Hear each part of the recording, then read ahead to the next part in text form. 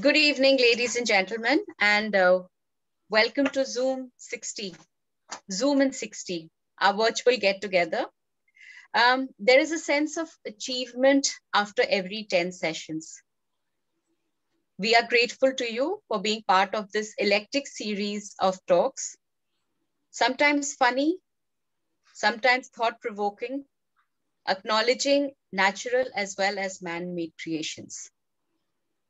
And today, as we celebrate our 60th session, we celebrate man-made creations, yards and yards of beautiful fabric made painstakingly, the art having passed from one generation to next, in many ways a family heritage.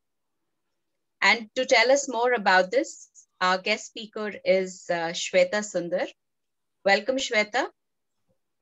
It's a pleasure to have you on our 60th celebratory Zoom in session. Shweta is an IT professional, and she has been involved in the IT sector in multiple roles, spanning technology, delivery, sales, and business management development for analytics and AI products. So what she is here today to talk to us about is very different from what she has been doing for the past so many years. Shweta, during her business days at ISB, would wear a sari for client presentations. And this is how her journey started, where her journey into understanding and appreciating handcrafted and hand-woven saris began. Before we proceed further, I would like to request General Shankar Prasad, the president of the club, to say a few words. General Prasad, over to you. Thank you, Sanjana.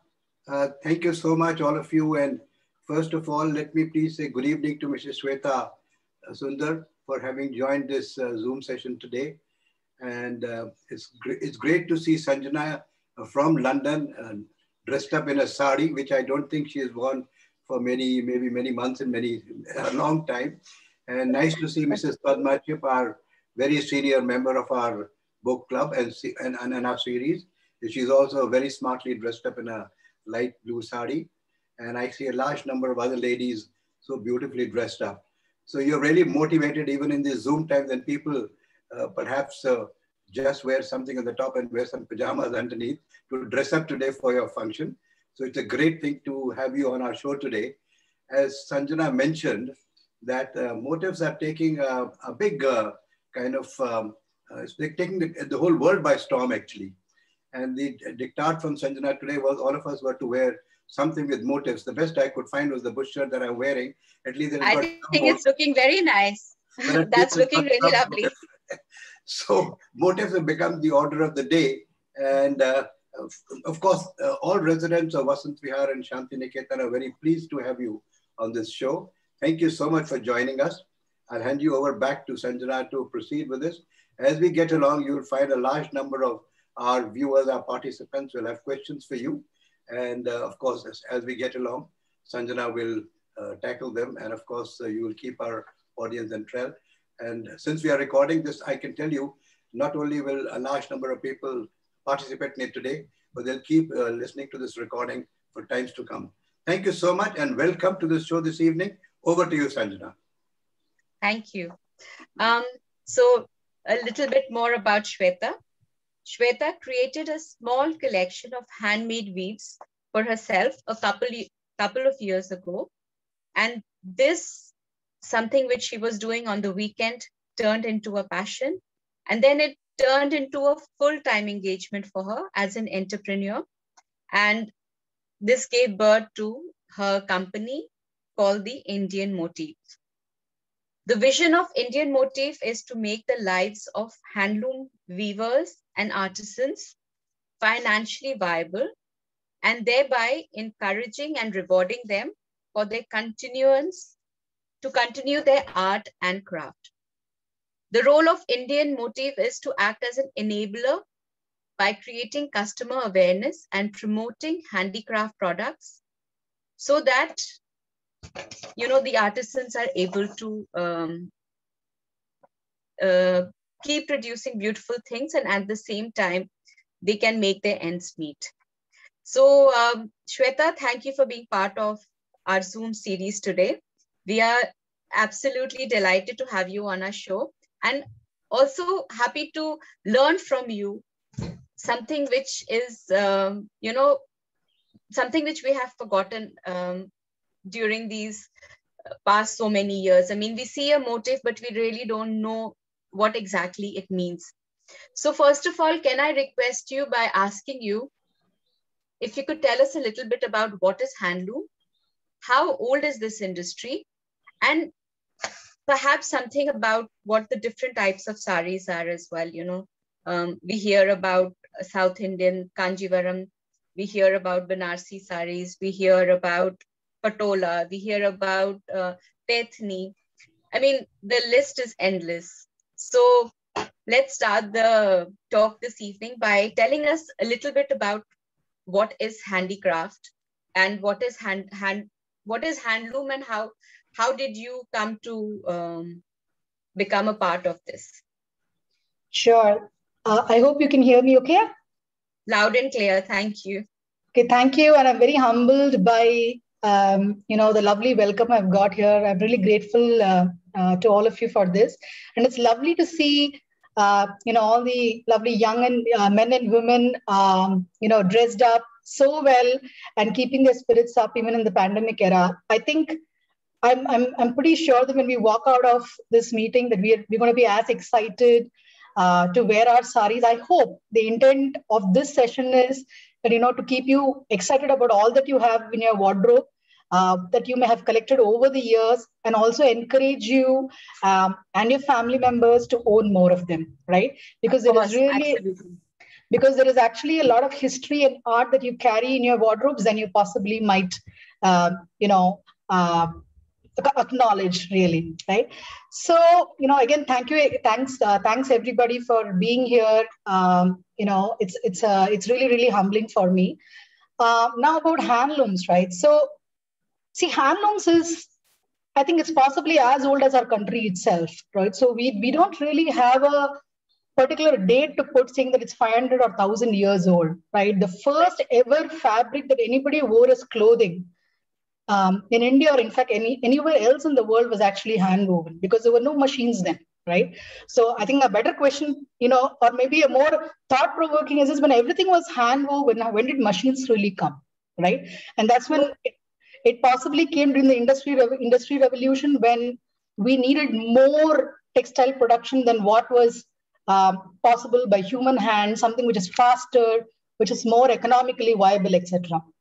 Right? So from an Indian handloom perspective, it is almost as old as our oldest civilization. That's how handloom is, right? Which is why, if all of you recollect your own grandmothers or great-grandmothers, you would hardly find a powerloom fabric or a non-hand-woven fabric in any of their cupboards, right? Anything which is anything that has been passed over from your great-grandmother or grandmother or mother, you will hardly find anything but hand-woven in them, right? Which is also the reason why it lasted so long, right? Typically, the way we see today, even the best powerloom created fabric does not have a life of more than 5 to 10 years, right? Now, what does it essentially mean? It essentially means that if you're going to buy a really good-looking sari or a dupatta or any other weave, which is a powerloom fabric, it possibly is something that you cannot pass on to your children, right? That's what it essentially means, right? So I hope I answered the age of the handloom part of it. Now, my tryst into handlooms started when one is, my grandmother and my mother had a great collection of saris, right? So in my initial years, when I just had started learning sari draping and more of, those occasional wear, even silks, when I used to go to even the best of the stores like Nalli, which all of you may be familiar with, when I used to, I'm talking about 10, 12 years earlier from here, when I used to go to them and ask them, can you give me a sari which has got pure zari and traditional motifs? they would give me a very blank look and say, "Ma'am, ये कोई बनाता नहीं है, मतलब आप जो पूछ रहे हैं आप, मतलब those are all old-fashioned sarees, कोई बनाता नहीं है." And what I would get in return is glittery, fashionable, full flashy sarees which are sold as Kanjivaram. Right now, it's not about being everybody has individual taste, right? And I have all my respect for different varieties of taste or varieties of fabric, right? But the point is, when we evolve in fashion, or when we say we are actually bringing new trends in fashion, what we might not want to lose is what we started with, right? For example, there are about as per the latest census in Tamil Nadu, there are about 1.9 lakh Kanjivaram sari weavers, right? Now today, because of the Pavalum sector, which is actually very, very high in Tamil Nadu, all of these guys are now stranded to create those fashionable, quick, low-cost variants of something called Kanjivaram, which is not Kanjivaram anymore, right? So my inquiry into why don't we get those old saris anymore or old designs anymore is where my journey of handlooms or handwoven saris started. I also had the privilege of doing a few trails across different parts of our country. So I did a trail in Odisha.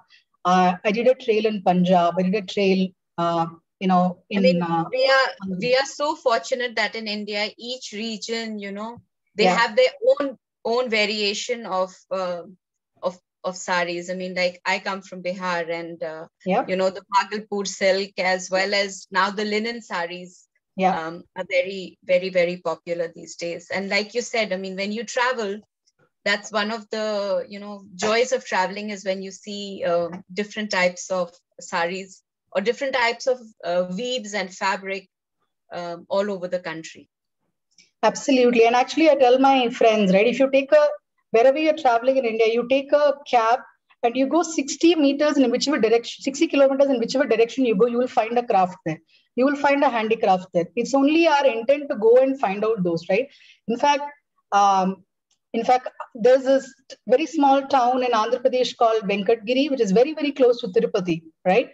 And it is barely 40 kilometers from Tirupati. And it's got a GI tagged weave that most people don't know about. I think some of them, it's being rediscovered now, but it's only 40 kilometers away. I mean, most of us, who would have gone to Tirupati, it's only a matter of an hour or 40 minutes journey to do the trip, right?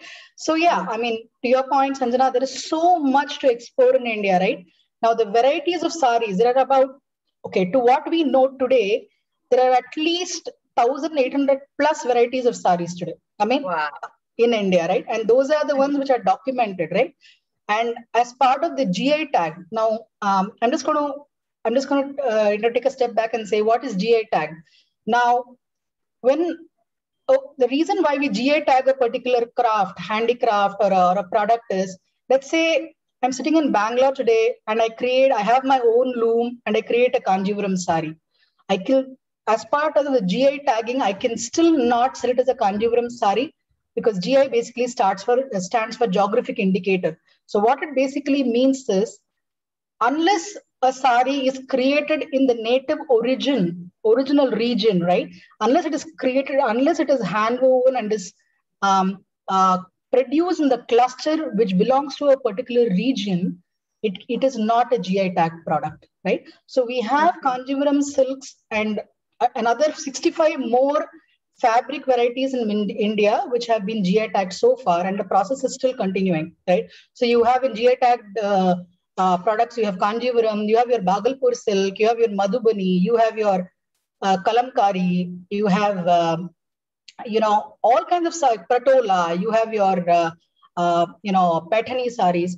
Every rich or every distinct or unique product of the region is now going for GI tagging to safeguard its own identity, right? So that's what we know of in terms of fabrics, right? Yeah. So I'm going to pause here, unless there are, if you have any questions or if you have any thoughts. No. So what prompted you to start designing your sari, and how was that journey for you? Yeah. I mean, we all like to design our own, salwar kameezes up in Delhi, but to think of designing one's own sari, it sounds very, very special indeed. Yeah, I think it started again from my inquiry of why don't I get my saris which my mother had, right? Or my grandmother had. Why can't I get a yellow with a bottle green, right? Why? I mean, why Right. doesn't this not available in Nalli anymore, right? So then I Yeah. had to go backward and say, okay, who's creating those saris and why don't these, I mean, do these saris really not get produced or people are not showing these to me in my showrooms, right? Okay. Why don't I? So I think it just worked. It was more of a, I had to go in the reverse gear to say, okay, where is it coming from for me to get what I want? Right. That's how it really started. Sure. Right. So, and I think lot of, many people, many brands or many startups actually have got into this journey of understanding Indian textiles because they didn't get what they wanted, right?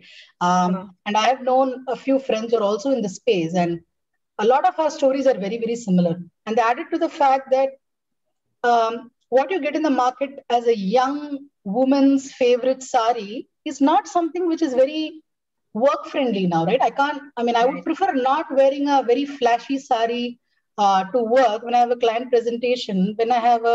If I had an option of wearing a nice crisp cotton or a very subtle, kanjivaram to work, right? So it's also about what I wanted to wear vis-a-vis what was available, right? To bridge that particular gap.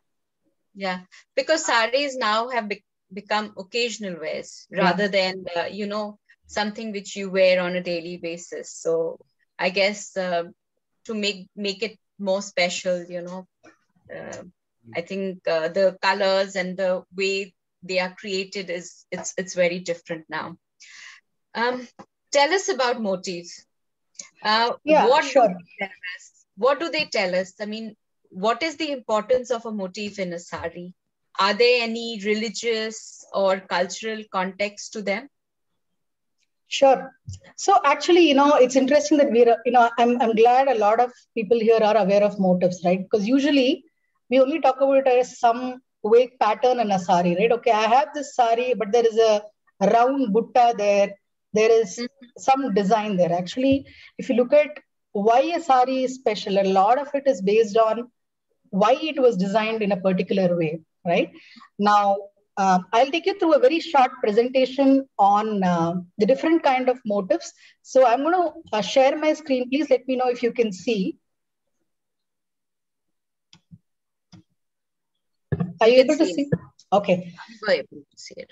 So while I'll take you through a very small tour of the different motifs which you'll find within Indian weaves, a couple of things, right? You'll find that a lot of these motifs are very similar, right? I mean, for example, you'll be able to you'll be able to resonate with the fact that, okay, I see this in my Bomkai sari, I see this in my Ikat sari, I see this in my Kanjivaram, or I see it in my Paithani, right? So that's because one is there's a lot of migration of weavers which have happened from one place to the other, and all the motifs have very similar significance in the weaver's mind when he or she weaves them, right? So, please excuse me.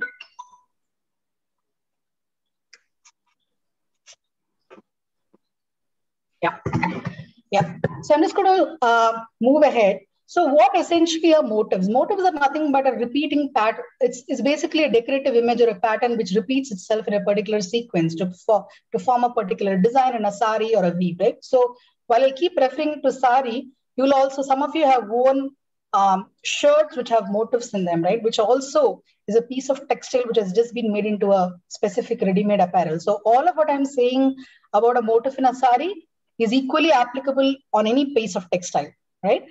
Now, if you look at, okay, why did we have certain motifs? It's all based on what really the weavers saw around them, the social practices that they had, the religious beliefs that they had, the natural surroundings, in fact, sometimes what they ate, right? Because often, even today, if you see in certain very remote places in Orissa, when they're asked to weave a sari, the masterji just tells them, "Tumhare aamne saamne jo hai wo weave karo." That's how the young weaver is taught weaving, right? So it's a different thing that some people end up weaving lions.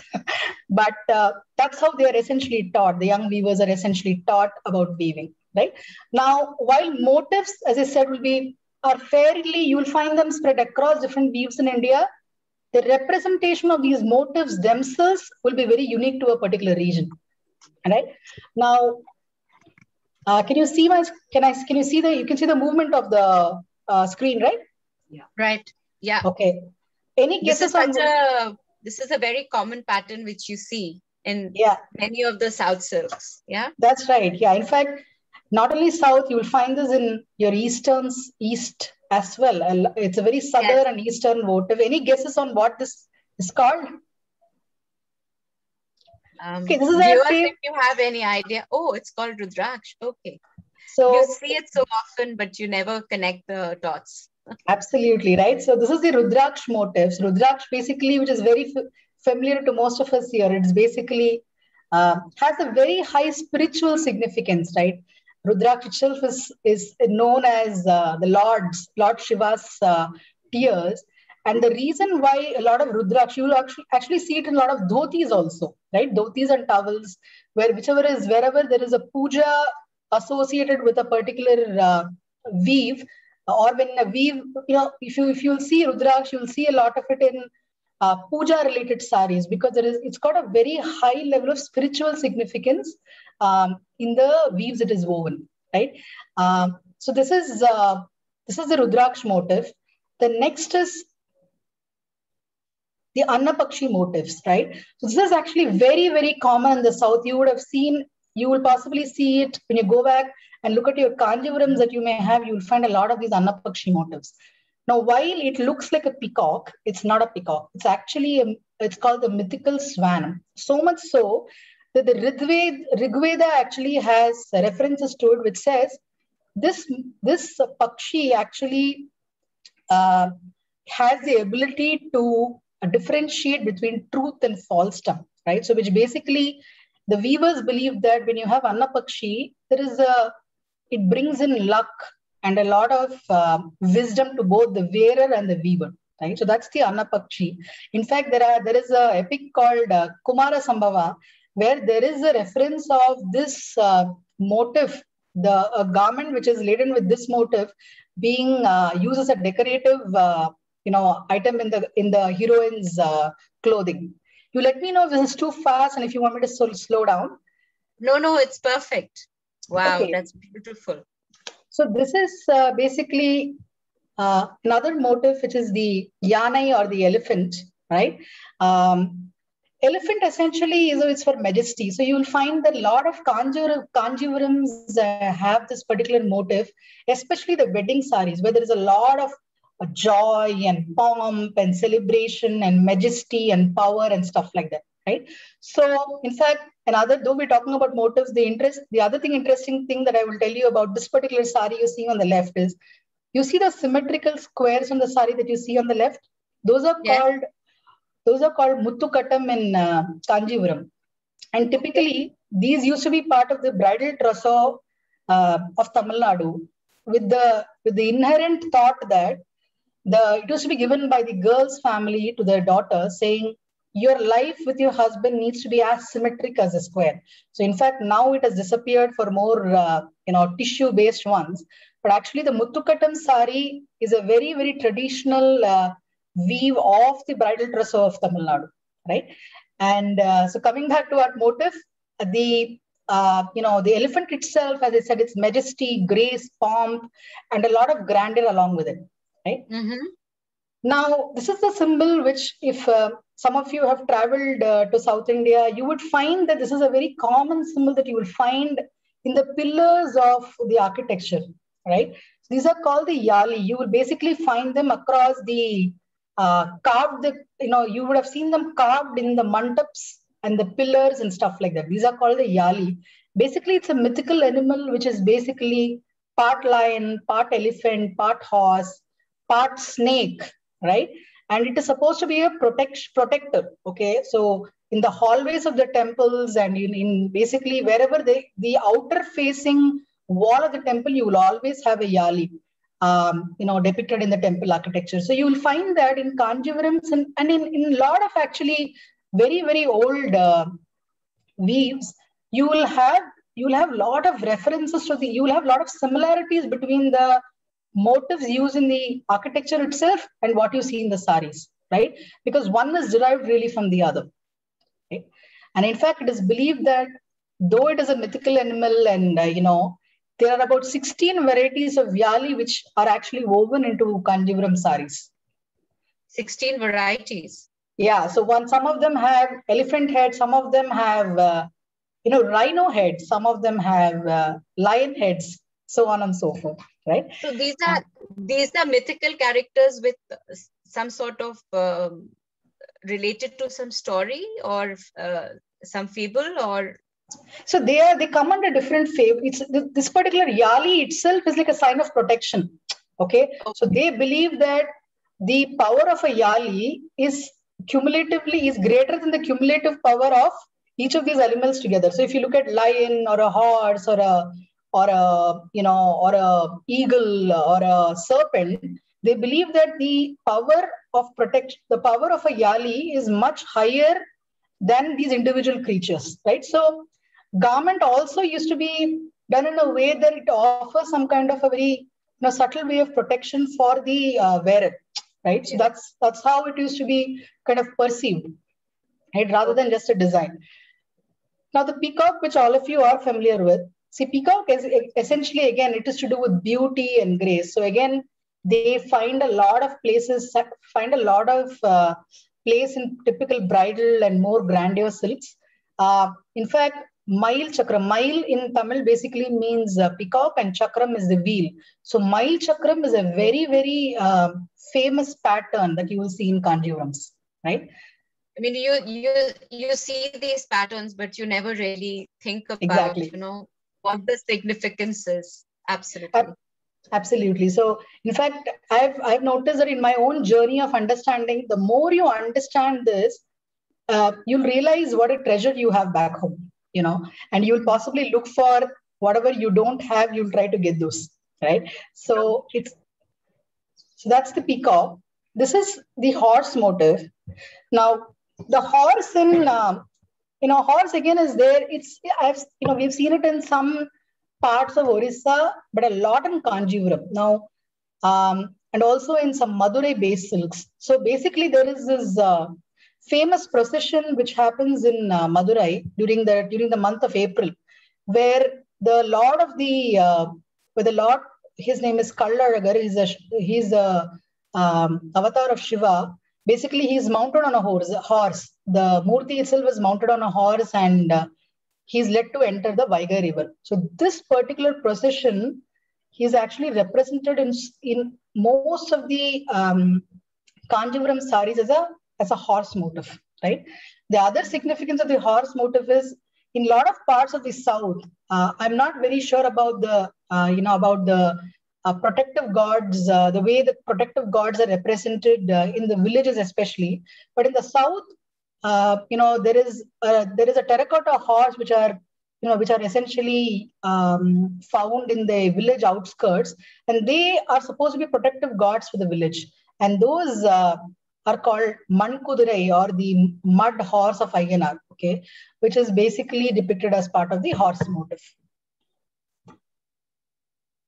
Now, this is the fish. Fish again, while we see it in Kanjivaram, they are rampant in the Bengal and Odisha weaves, right? You will see any Bomkai, any Sambalpuri, any Jamdani weave, you will find a lot of fish there.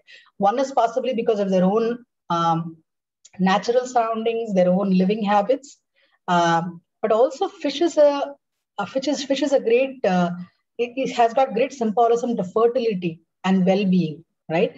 So, in fact, it is said that the Pandyas of Madurai, they used to use fish as a dynastic symbol in their flag, right? So, in Kanjivarams, when you see a particular line of fish which are drawn as a pattern, it is called a mean pettu. What is it called? It's called a mean pettu. Pettu basically means mean is basically fish. Pettu is basically a stripe or a pattern. Yeah. Okay. Now, this is the parrot, right? Parrots it adds to a lot of happiness quotient in weaves. It is supposed to be a symbol of love, well-being, courtship, companionship. In fact, you will see parrots lot more in Paitanis and Patola saris than you usually find in Kanjivaram. In Kanjivaram, one person who really made parrot weaving in Kanjivaram in a big way was, Mrs. Late, her name was Rukmani Devarandul, who is a founder of Kalakshetra. If you look at the typical Kalakshetra saris, you will actually find a lot of parrot weaving in hers. Again, that used to be a very specific, design that Kalakshetra used to weave and still weaves, right? But though lower in lumber. Now, from a southern significance perspective, we have two goddesses called Andal and Meenakshi, who both have parrot as their favorite, bird in their avatars, right? So that is where Kili comes in, or parrot comes in. Finally, this is called Ganda Perunda, or the Iruthalai Pakshi. So wow. This is something which you may have seen. This is actually a very complex motif to weave. While I think its origin dates back to more than 500 years, it is earlier it was said that they used to carve coins also with this motif. Recently, I think it gained more significance because it became the emblem of the kingdom of Mysore, right? A double-headed eagle, which basically is symbolic to power and majesty, right? In fact, in some of the Puranas, it is mentioned that Lord Narasimha took the avatar of Iruthalai Pakshi, or the double-headed eagle, to actually defeat Shiva, right? So such is the legend of Iruthalai Pakshi, which makes it an extremely favorite motif of many motif lovers all across the world. So this is what I had in terms of the motif stories. I'm going to stop sharing. Happy to take any thoughts, questions, comments. We'll come to the questions, but right now I thought we could talk a little bit more about the saris. Yeah. So as we have seen, there is a strong historical and cultural influence on the motifs. Have you created any new motifs in your journey of creating hand-woven saris? We've not created motif. See, motif is not, I think motif has got so much of a historical significance. I've not even treaded that path, right? What I have tried to do essentially is bring in, rather get our weaver partners to do more of what has practically become extinct now, right? Mm-hmm. For example, there is something, now you saw about, I think, the story of about 10 motifs now. There is actually a very, very famous sari called the Ayiram Butta sari, or the 1000 Butta sari, okay, which is actually the origin traces back to Kanchipuram. In fact, it is such a beautiful sari. I wish I had the picture to show you, but maybe I'll share it with you, Sanjana. You can share it with the rest of the group, right? Sure. Wherein actually 1000 buttas are actually woven onto the sari, right? But now, historically, it was woven. 1000 buttas were actually woven in alternate checks into the sari. Now, obviously, because of cost constraints and weaver constraints, it's 1000 have moved into a couple of hundreds. Now, that had become an extinct weave, right? So we have actually worked with weaver partners. We found them and we have started asking them on order to weave those Ayiram Butta saris. So one is, even before we start innovating and creating something new, which I think a lot of designers are already doing, right? We want to just move away from what was old and create something new, which will change the trend. I think our journey has been a little on the other side, right? Our journey has been to revive what was lost, right? Because when you look at what was lost, it's just more than a design. So, the way it works in the world of handlooms is there will be one village or there'll be a cluster which is only weaving a particular or weaving only a set of designs for a particular period of time. See, unlike a B school or a engineering college where people go to college and learn weaving, a lot of things in weaving happen through generations, right? So imagine a person's great-grandfather, grandfather, father has woven only a particular checkered sari with a particular motif all his life, right? And he's excelled and his hands and legs are, adept in kind of weaving that. And suddenly one day we say we don't want that weave anymore. It's too old-fashioned, right? Mm.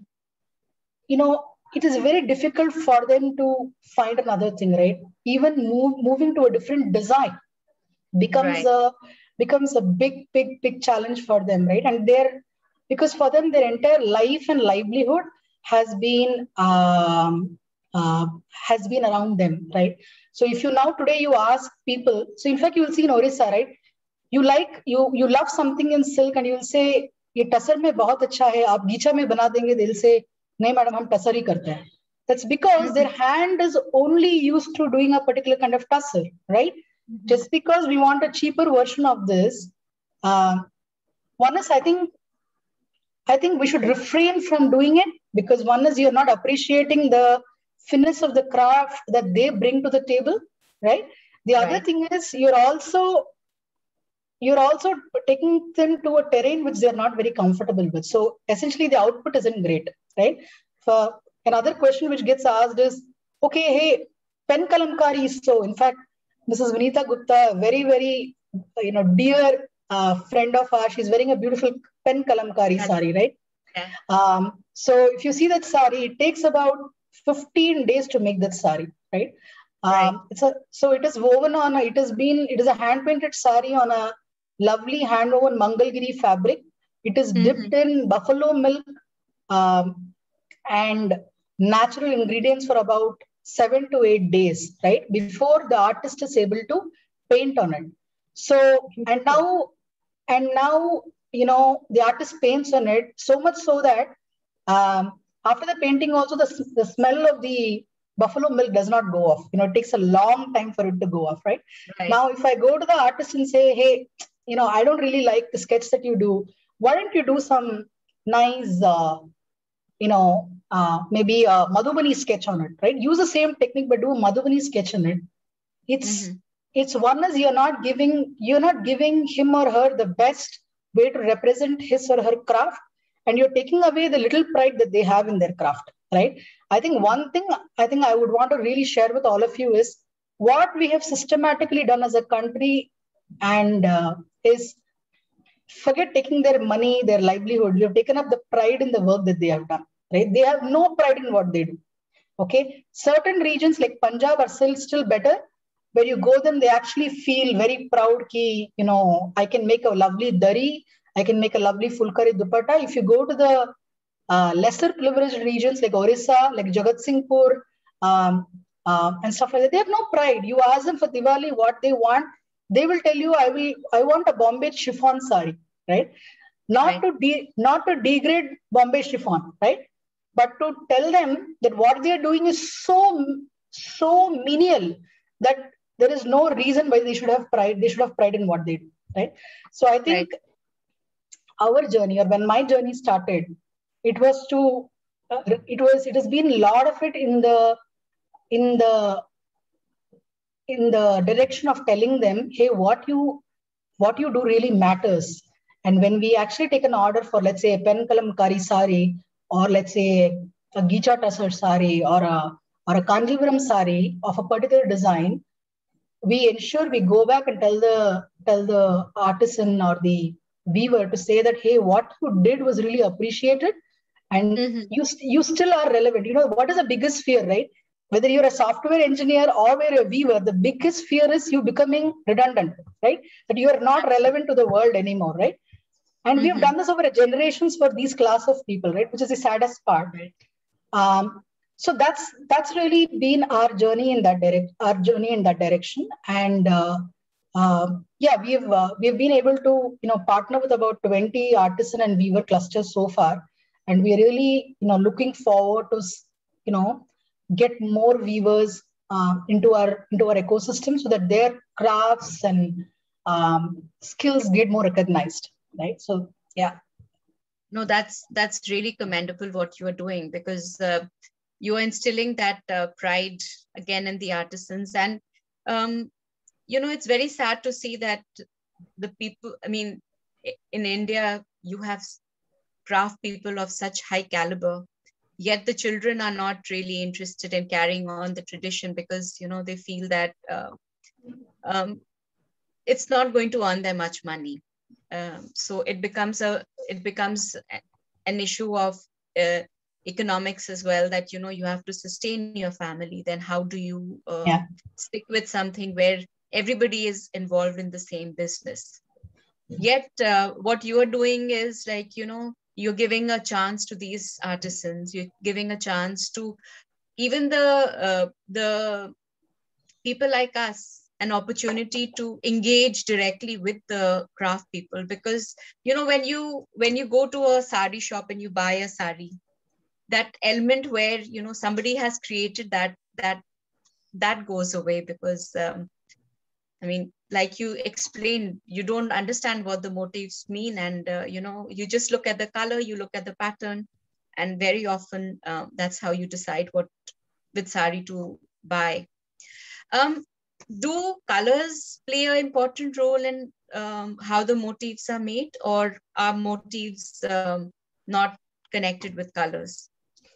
Yeah, they're fairly independent in nature, but you will find that certain colors, certain motifs and colors typically won't go together. For example, you will not find a lot of Rudraksh in a black sari, okay, because there is still a lot of reservation and weaving black in certain clusters, right? Like Kanjivaram, they will never weave black as the first series of saris in a particular season. They will never do it, right? They will do any other color. And if you order for a black sari, you have to take all the 3 saris. So basically the way it works is, in silk, in one yarn, they'll make about 3 saris at one go, right? And you have to take all the 3 of them if you're ordering black, right? So there is a lot of reservation. But yeah, to your point, motifs and colors are fairly independent. They don't really have a lot of correlation between them, right? Colors, there is still a lot of favoritism of colors per region. For example, in Bengal, like you say, they'll do a lot of white, right? Whereas in Kanjivaram, there'll be more off-white than white, right? There'll be a lot of white reds in the east. In Andhra, you will see a lot of off-white with reds, whereas in Karnataka, Tamil Nadu, and Andhra, in general, there'll be a lot of yellows, greens, pinks, and blues, right? So there is a I think favoritism for colors, definitely by region. Right. But overall, I think motifs and this one are very independent. The other thing which I want to bring to you, since you mentioned, Sanjana, that when we go to a store, we don't really know where we don't really understand much about the sari. We like something, we buy it, right? One of the things that I have started doing, even before I started the Indian Motif, when I go to a store, whether it's Nalli, wherever I go, right? I ask them, okay, where is the sari from? Kahan se hai? Right? Mm-hmm. Then you ask them, okay, let's say, I think people should get used to selling to educated customers, right? We're all educated, and we should come across as very aware customers, right? Okay, it doesn't matter if it's a 1,000 rupees sari or a 10,000 rupees sari, right? Mm-hmm. You go and ask them, where is the sari from? Acha, okay, if it's cotton, what count cotton is it? If it's silk, how many plies of silk, right? What is the specialty of the sari? The salesman who's selling you needs to have an answer to these 3 questions. Otherwise, he has to find it, right? Because so many times in Bangalore, I walked out of Nalli because he could not answer these questions, right? Because I think when you're selling a particular product, I think nobody would buy a vacuum cleaner if you don't know how it works, right? So it's the same story, right? Just because it is a piece of garment, we should not stop asking questions. The reason why we ask questions is that's when good products come into the foray, and we get the value of money, the value for the money we spent, right? And our journey in the last 8 months that we have started has been completely on customer education. That now today I know that when Mrs. Vinita Gupta goes to a store and somebody sells her a fake kalamkari sari, she can be able to spot it, right? So I think when we have educated customers, you have better products in the market, right? And that's what ties back to the sustainable livelihood story. Absolutely. I'm going to use your words, and I want you to comment on it. I struggle to understand why our own saris have become such a rarity in our own daily spaces and wardrobes. We don't wear saris very often. But how has this impacted the livelihood of the artisans? Yeah, it's so I always use this vague parallel, right? Let's say one day we wake up and we tell ourselves we're not going to use computers anymore. I don't like it anymore. I'm just going to use. That's going to happen with my computer very soon. Yeah, I mean, we just wake up one day and say, you know what, I don't like the computer. I don't like a laptop because I find tab more convenient. I am just going to stop using computers. I'm going to stop using laptops now because it's more convenient. Mm-hmm. So what is the impact it has on the number of livelihoods which are dependent on laptop production? It has an impact, right? Whether we like, we could conveniently say, sitting back in our chairs, that, oh yeah, they should evolve. They should look at what the market is. But as a society, I think we are all, in a way, responsible for everybody's well-being, right? And laptops are fairly 3 or 4 or 5 generations, I would say 3 generations old, right? Or 3 decades old, right? Imagine a craft which has been going on for hundreds of years, and one day we turn our head and say, saris are not comfortable anymore, so I'm not wearing them, right? So what is the alternative? I mean, give them an alternative. They don't come, they come from very, very poor households, right? And Sanjana, I mean, I consciously make sure that I never tell a sad story of a weaver to promote the brand, right? But it's true, right? I mean, you go to their houses, they don't work in factories. Most of the looms are pit looms in their own household, right? In the front of in the hall, in the living room of their house. And then you don't want a sari, give them an alternative. Do we have an alternative? No. We don't have programs to reskill them, right? And what you take away from them, like I said, it's just not money. You're taking away their only skill they have developed over generations, right? And then if you don't give them an alternative, they migrate to the cities, they become household helps, construction workers, and become really the urban poor, right? They're not going to get fancy jobs. They're going to be the urban poor in a city, right? A hand which could create art is now doing construction work or cleaning a drain. I don't mean to disrespect any community or a job type, right? But who does what is something that we all have a bearing to decide, right? So which is why, we need to start appreciating what we have as part of our natural heritage a lot more than what we have today, right? Now, why don't people wear saris? Because there is also a lot of, we like fast stuff, right? I mean, we like this now. We like fast clothing. Okay, we don't want to wear, okay, in summer we have one collection, winter another collection, spring another collection. We've just got used to having it fast, right? Handlooms doesn't work that way. Handloom is slow, right? The most simple sari in a handloom takes 2 days to weave, right? So we need to get used to slow fashion, right? It cannot be machinized, right? I mean, I also want to, bring the point that everything machinized is not bad, right? 70% of the workforce in the textile industry today is by power loom, which is great, right? Which is excellent, right? But the point is when it starts to cannibalize what we have as part of handloom, right?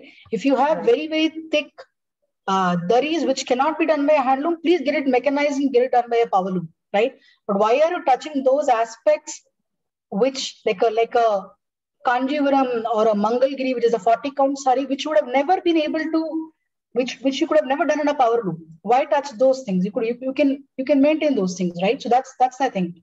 The other thing is, Third is, sari. There's a lot of myths about, oh, sari is very difficult to maintain. Actually, if you see, with no washing machines and a lot more chores on the hand, I think our mothers and grandmothers maintain saris very well, right? I mean, they still last a long time. So it's not hard to maintain a sari at all. All you have to do is just air dry them. In fact, what I'm saying for saris holds good for all hand woven fabrics, right? Each time you wear them, you don't need to wash them. You just air dry them or sun dry them in a shade. You only dry clean it. Okay, I would say avoid dry cleaning. If a particular part of your sari or your dupatta or your shirt or your kurta is stained, just use a Rita powder or a shampoo or a human shampoo, to remove the stain, right? Only when it is completely stained and you have no time in your hands to wash it is when you give it for dry cleaning. So it's actually, if you see hand-woven fabrics are extremely easy to maintain. So it's a myth that it's a very difficult apparel to maintain. So right. Yeah, I hope one very good thing about sari is it doesn't matter what shape and size you are. One size fits all. So that's also a very big positive. Yeah, it's a very interesting thing, right? If you see, when we used to have clients from the US and the Europe and different parts of the Western world who come, they never change into a sari here, right? Because they are very comfortable in their native garments. They don't think that they care too much about, well, they may care about style, but essentially it's their native garment, right? But we are so embarrassed to wear a sari during a client presentation, right? I don't know why, right? I think it's more of us embracing who we really are than any of those reasons that we give ourselves, right? So, and I think sari is the one of the best garments which fits the Indian terrain in terms of the weather as well as the Indian body very well, right? So while you said one size fits all, I think it is one of the best garments to wear, accentuate a woman's beauty, right? So yes. And thank you very much for telling us about the different motifs. I'm sure our viewers are, will next time when the lockdown opens in Delhi and we go out shopping, we can explore and understand what the different motifs are and enjoy the fact that we know a bit more about what they actually are than we did before. Thank you very much for explaining it so beautifully to us. I would like to ask the audience if they would like to ask any questions.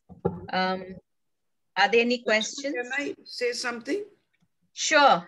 Please, Padmaji, please go ahead. Firstly, I wanted to say that it has been a wonderful talk.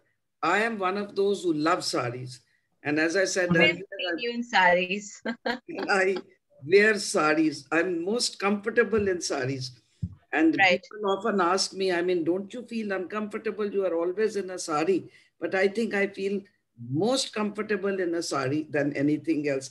And I will tell you that my mother used to play tennis wearing a sari. Wow. She was a beautiful hand-embroidered white organza saris or gandhi saris at that time, were a little high, and she was a beautiful person anyway, and she looked marvelous. But one motif question I would like to ask you. You have talked about all motifs, and I love South Indian saris, which are my favorite.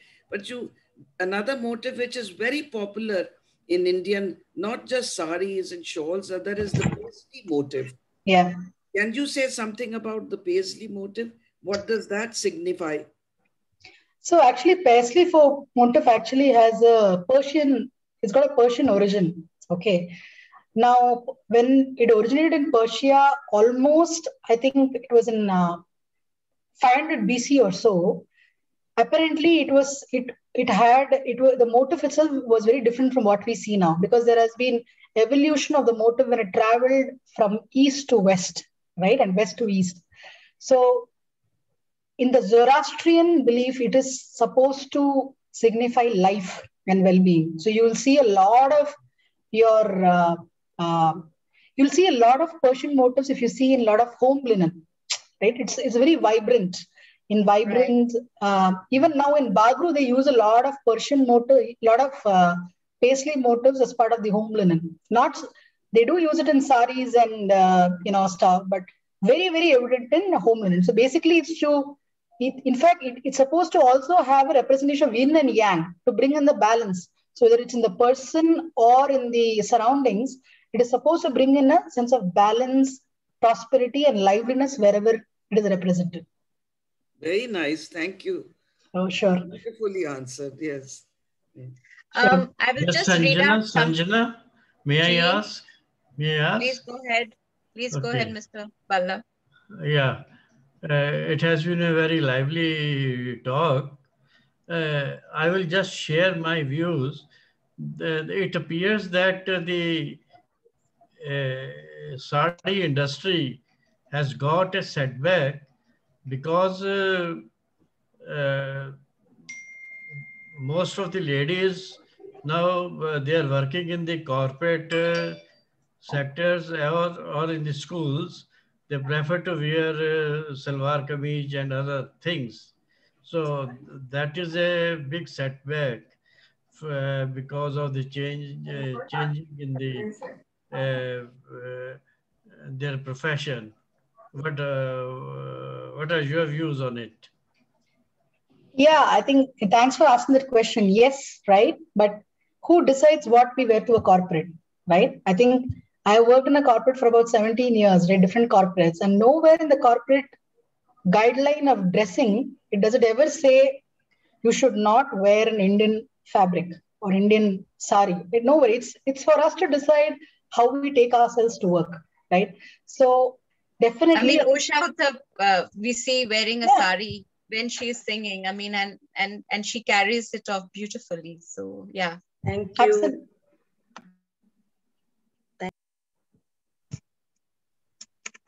There were 2 questions which were here in the chat. Let me read them out to you. This is from Jayanti Seth. Are you bringing out a book? Fascinating material. Okay, no, I think we're far away from a book. I think I'm still a learner. I'm, just so all of you know, I have no background in textile as part of my education. I'm a computer science engineer by profession, by training. And then I did my B school in ISB. I have no background in textiles. So all this has happened over the last 5-6 years. So I'm still a learner, right? And I think a book, I don't know, right? And definitely, I think because you're not a textile designer, perhaps you've brought you look at it differently. Yeah. So perhaps that's why you have a novel way of looking at it and creating options and creating new options. So that we can all learn more from you. Yeah, in many ways. Correct. I think I started almost like all of you. Sorry. The way you have explained the motifs. I mean, I've not read about it or seen information mentioned like that. Another question. This is from Jenju Shankar Prasad. There is a lot of similarity. Yeah. Can you hear me? Yeah. Just 1 second. Okay. There is a lot of similarity in the present day Banarsi and Kanjivarams. Yeah. Who is copying whom? Because both are traditional variety of saris. Okay, so it's a very different. Okay, let me try answering question right now. See, every weave has a very characteristic it has got a very characteristic design or a weaving method. For example, let me tell you, in Kanjivaram, you have something called Korvai. I'm just going to, I know we are almost on top of the hour, but I'm just going to explain quickly. So typically in the typical Kanjivaram, which is famous, what happens is 2 weavers weave the body of the sari. One weaver basically weaves the borders of the sari. One weaver weaves the pallu of the sari, and they're all attached post weaving. Okay, that is the traditional Korvai method of the Kanjivaram. Now Banarasi also has this. Okay, however, the technique of weaving it. For example, in Kanjivaram, I think they use shuttle weave. They use a 3-way shuttle. What is in Kanjivaram, as such, the amount of motifs which are used in Banarasi is much larger than what is used in Kanjivaram. That is one. Second thing is, in Banarasi, they use more, most of it is 2-ply silk, and they use more of cotton silk, which is actually a slightly different texture of silk. Whereas in Kanjivaram is completely 3-ply or 4-ply mulberry silk, right? So one is the techniques of the weaving. And in terms of copying, yeah, well, now I could call it copying, because now we have Kanjivaram Banarasis also, which are sold by South Indian stores, right? But that is to do with people now want everything in one. No, मुझे बनारसी भी चाहिए, कांजीवरम भी चाहिए, पैठनी भी चाहिए, एक ही साड़ी में चाहिए. I mean, so it's also the market demand that मुझे सब चाहिए एक ही package में, and it should be less than 15 grand, right? So they're trying to put everything together. But the fact remains that you will actually see a lot of influence across textiles when you move from one region to the other, for the simple reason that people moved, right? So when people from Saurashtra, you mentioned that earlier. Yeah, people from Saurashtra moved to Kanjivaram to become the best weavers there. So you will see a lot of Saurashtrian influence in Kanjivaram weaves even today, right? So I hope that answers the question. Yeah, to some extent, yes. But there is also, like you're talking about the weaving part of it. In the weaving part of it, even the Andhra ikat, it's getting to be quite similar to what is the basic Gujarat ones, the ones that are done there. And there is again the similarity with the Orissa thing also. So it's all, telling one from the other, which is the actual one. That, okay, Orissa is very highly priced. So are the ones, the Gujarat ones. Whereas the Andhra ones are a cheaper variety comparatively. So how do you tell which is what? Since the specific question, maybe I'll take this. See, Andhra, I mean, I assume you're talking about Pochampalli ikat, right? Pochampalli ikat, traditionally, they only did geometric patterns. Okay. So if you look at a sari and you see geometric patterns, you know that the origin is Pochampalli. Okay. They did a lot of single ikats and double ikats. And maybe, ikat is a world of its own, right?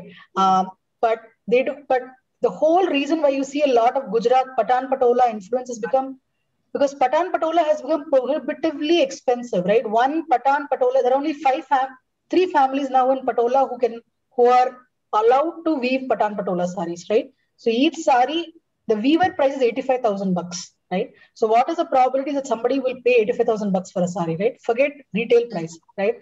So now there are becoming cheaper variants of the same design, but in Pochampalli silks also. Not to say that they are spurious, but they're calling it as Pochampalli. They call it Patola saris. They call it Pochampalli Patola saris, right? It's about an influence at what sells better. At the end of the day, it all comes back to the same thing as market demand. Whatever sells better is woven more, right? So it essentially ends up being that. Yeah, that is true. I mean, end of the day, they also have to sell, and what sells is it's a fusion. Thank you so much for answering that. Because having traveled all over India, being an army wife, you picked up clothes from everywhere. So that is where the problem comes in now. When you are seeing, And you have such a beautiful collection of saris, Renukaji. Each of your saris is exquisite. So you have a very good collection. Thanks a lot.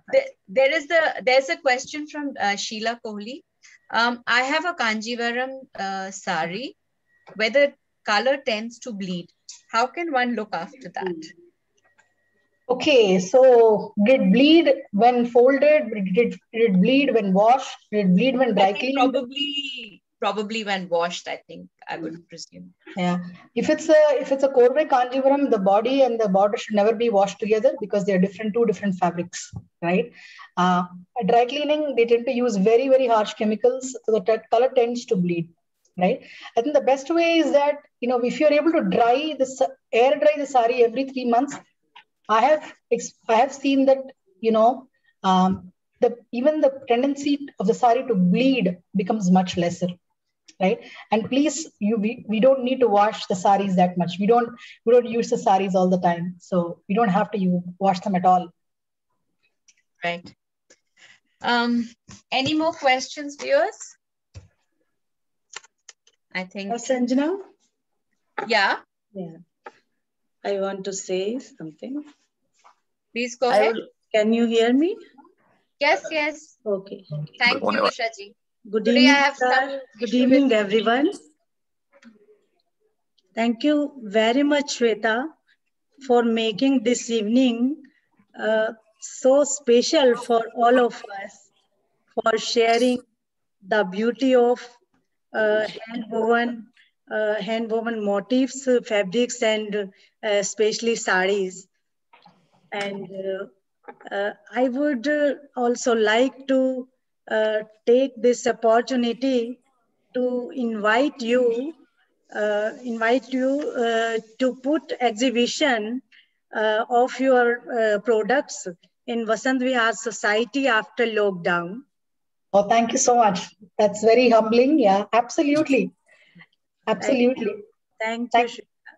Thank you so much. And those who own sarees now. Yeah, sorry. I would also like to share at the same time, sorry, that there is a WhatsApp group which Shweta has set up. And that's how I came in contact with Shweta. So I'll share the details if people would like to join that, because you keep posting about the different products which you're getting made. So maybe people can benefit from that as well. Yeah. Absolutely. Absolutely. It'll be wonderful. I think, I know we are just about over time, Sanjana, and I think as far as I'm glad to know that, most of you enjoyed the session, or all of you enjoyed and know a little bit more about the sarees than you came in with. Now you can go back to your wardrobes and check what saree collections you have and try to name them, right? And what motifs and where do they sit? Yeah, I'm really, really glad to be here.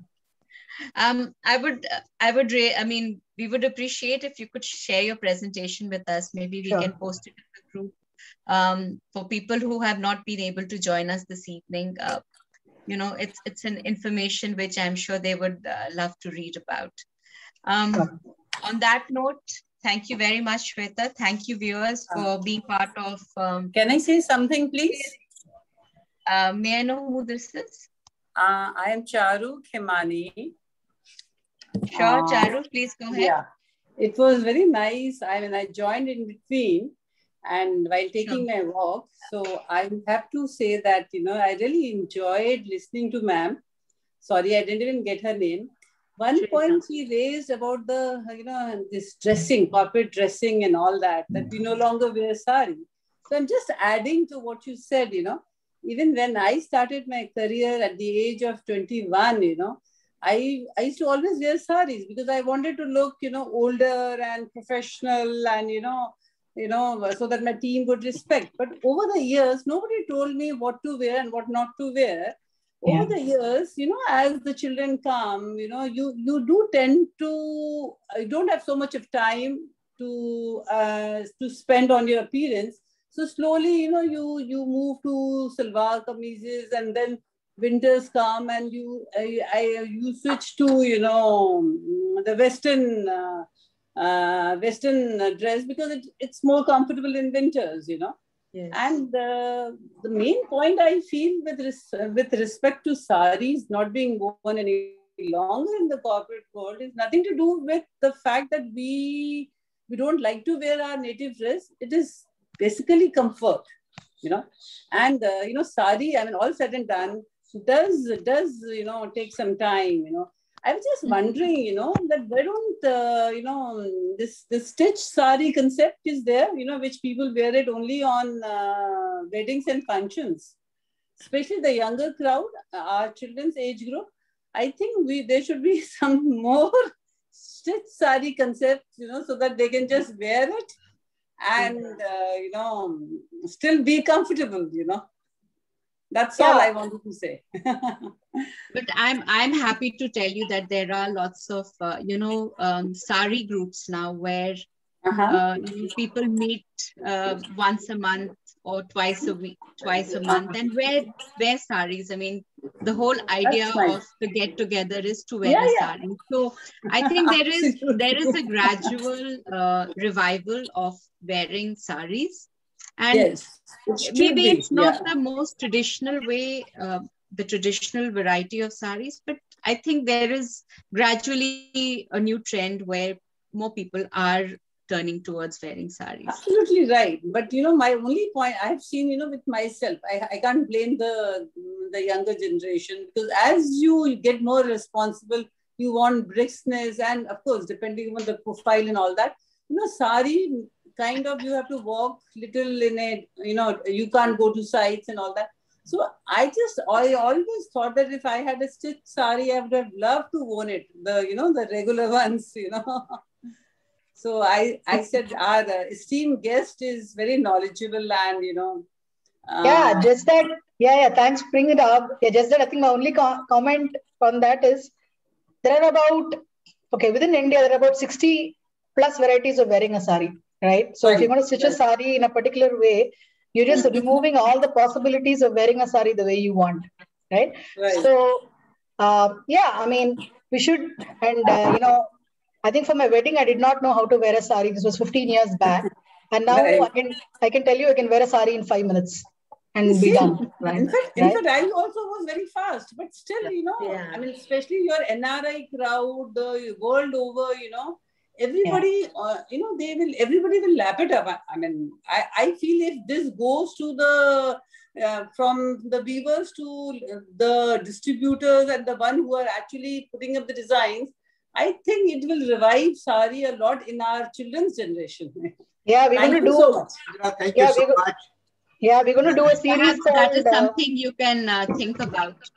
Actually, we're going to do a series called Yoga in a Sari. So then. Sanjana, thank you so much. We had such a lovely session. Sweta, thank you so much. Thank you so much. Patient in taking all the questions one after the other. It's been a lovely evening, and I think more than me and my wife has enjoyed it. So thank you so much. Everybody is so happy. And Sanjana, really nice of you to have found Sweta to do this program with us. Thank you so much. And thank you so much, all the residents of Vasantvihaar who've been participating in this. Good night. Thank you. Thank you. Thank you, Shweta, and good night, viewers. And we will see you next Wednesday. Till then, stay safe. Thank you. And have a lovely evening. Yeah, stay safe, everybody. Yeah, bye. Thank you. Bye. Thanks a lot. Bye. Bye.